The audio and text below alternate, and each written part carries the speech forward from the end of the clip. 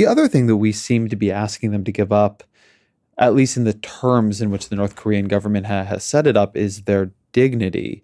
Trump has an unusual method of international diplomatic communication. And North Korea is a land where speaking out against the leader gives you a death sentence. And Trump's constant provocations, I mean, I'm sure you saw this many, many times, but he said that, he can't believe Kim Jong-un called him old. He doesn't call Kim Jong-un short and fat, though clearly, he is. He's calls Kim Jong-un little rocket man. That, I think, even in a normal political system is problematic and unusual. But how does that kind of personal insulting read in the North Korean system with its much more stringent regulations on what you can say about the dear leader? Well, as I said earlier, it's a great gift to the North Korean regime to have genuine hostile rhetoric coming out of the mouth of the U.S. president. This is what they need. They need this, to keep this warlike atmosphere going. And, Trump is just playing into their hands. I also think, though, in a way, Trump's threats and his madman act, which is, maybe an act, maybe real, has been sort of good. In the early stages, I thought, okay, we don't have to sound so, eminently reasonable about it. I think, at least initially, Trump scared them, as he scared many people.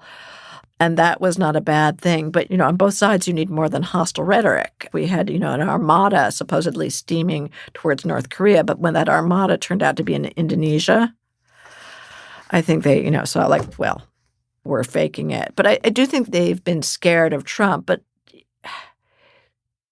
And that's a good thing. That's a good thing. I think it's good for them to think that he's mad and dangerous.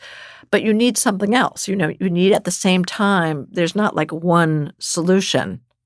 You need active diplomacy. You need some face-saving, tension de-escalating moves. I think sanctions have been effective, especially some of the U.S. sanctions on Chinese banks that were dealing with North Korea. That was very, very effective. But now the State Department has no staff, and that is not moving as fast as it should because there's no staff at the State Department to handle it. But, all of these things, threatening them, but giving them, some escape path. People often invoke, Sun Tzu on this, give the enemy at least some sort of route so that they don't fight to the death. All of this needs to be done, and just the hostile rhetoric from Trump doesn't help. Well, so this is my concern. I understand the appeal of Mad Men strategic games.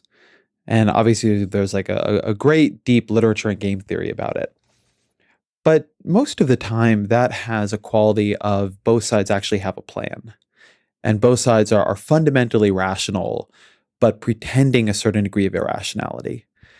And the question that North Korea and Trump together create is, what happens if the two sides don't understand each other?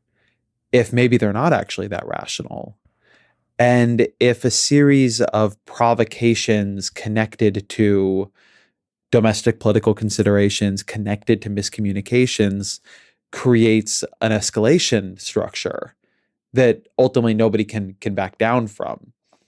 I mean, as much as maybe it's valuable to have North Korea a bit more afraid of us, it also seems like we are increasing the tail risk for something truly terrible to happen.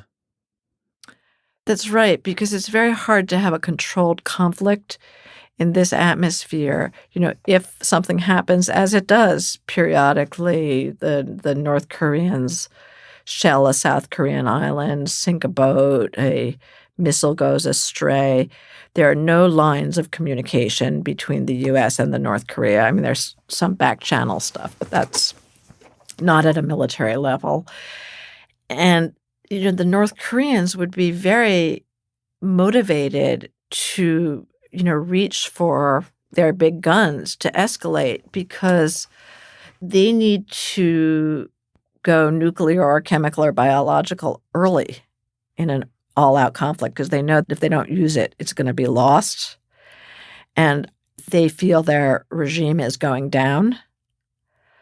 They could be very dangerous. I mean, in a way, it's their weakness that makes them so dangerous. We're not fighting among equals, which is why deterrence doesn't work in the same way. I mean, I think deterrence still could work, but if something started, it could escalate very, very quickly.